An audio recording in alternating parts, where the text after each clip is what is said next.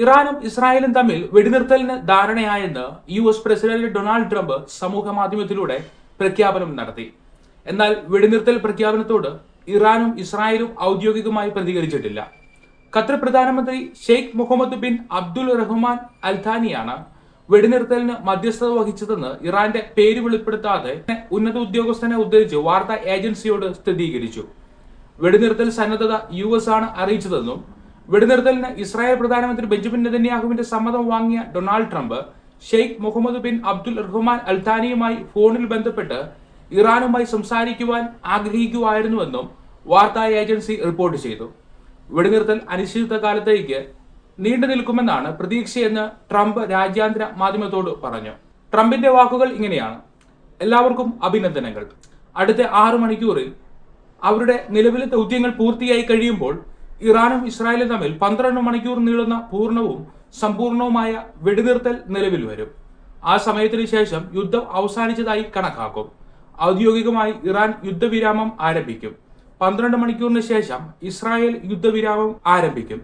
24 മണിക്കൂറിന് ശേഷം 12 ദിവസത്തെ യുദ്ധത്തിന് ഔദ്യോഗികമായി അവസാനമാകും. ഓരോ വെടിനിർത്തലിന്റെയും വേളയിൽ മറുപക്ഷം സമാധാനപരമായി നിലകൊള്ളും.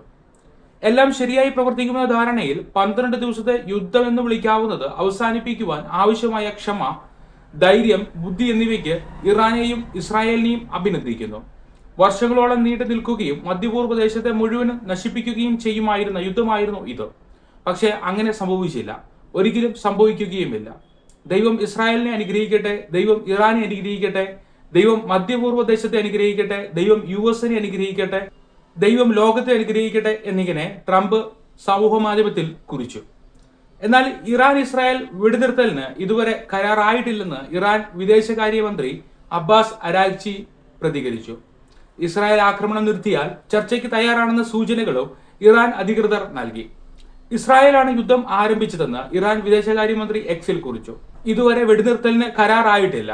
ഇസ്രായേൽ ഭരണകൂടം ഇറാനിയൻ ജനതയ്ക്കെതിരെ ആക്രമണം നിർത്തുകയാണെങ്കിൽ അതിനുശേഷം ഇറാൻ സൈനിക പ്രതികരണം തുടരാൻ ഉദ്ദേശിക്കുന്നില്ല.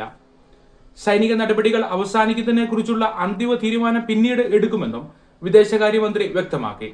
ഇസ്രായേലിന്റെ ആക്രമണത്തിന് എതിരെ സായുധ സേനയുടെ നടപടികൾ പുലർച്ചെ 4 മണി വരെ തുടർന്നതായി മന്ത്രി പറഞ്ഞു. രാജ്യത്തെ ജനങ്ങൾക്കും ശത്രുവിനെ പ്രതിരോധിച്ച സൈന്യത്തിനും അദ്ദേഹം നന്ദി പറഞ്ഞു. ഇറാഖിലെ സൈനിക താവളങ്ങളിൽ ഡ്രോൺ ആക്രമണം നടന്നതായി ഇറാഖ് സൈന്യം വ്യക്തമാക്കി.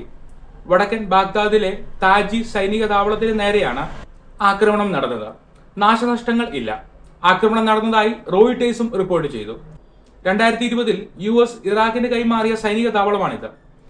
പടിഞ്ഞാറൻ ഇറാഖിൽ US-ന്റെ ഐൻ അൽ അസദ് താവളത്തിൽ ആക്രമണം നടന്ന കാര്യം US നിഷേധിച്ചിരുന്നു. ഇന്നലെ രാത്രി ഖത്തറിലെ US സേനാ താവളത്തിൽ ഇറാൻ മിസൈൽ ആക്രമണം നടത്തിയിരുന്നു. മധ്യപൂർവ്വ ദേശത്തെ ഏറ്റവും വലിയ US താവളമായ അൽ ഉദൈദ് എയർബേസിലേക്ക് ഖത്തർ സമയം രാത്രി 7:42 14 മിസൈലുകളാണ് തൊടുത്തത്. പിന്നാലെയാണ് 24 മണിക്കൂറിനുള്ളിൽ യുദ്ധം അവസാനിക്കുമെന്നും ഇരു രാജ്യങ്ങളും വെടിനിർത്തലിന് കരാറായെന്നും US പ്രസിഡന്റ് ഡൊണാൾഡ് ട്രംപ് പ്രഖ്യാപിച്ചത്.